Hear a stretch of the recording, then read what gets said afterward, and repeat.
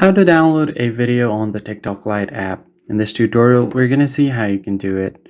First thing first, go ahead and open up the TikTok Lite application. Agree to their terms and conditions. Now, once your application is open, then all you have to do is find the video that you want to download.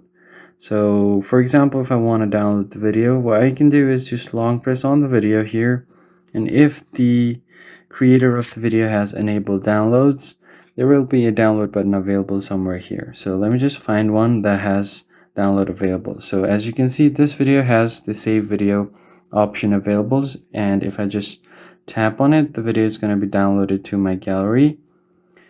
As you can see here, the video is saved and it's being downloaded up here on my notification panel. That's basically it, guys. That's how you basically download video on TikTok Lite. If you found the tutorial helpful, hit the like button down below and subscribe, and I'll catch you guys on the next one. Thanks for watching.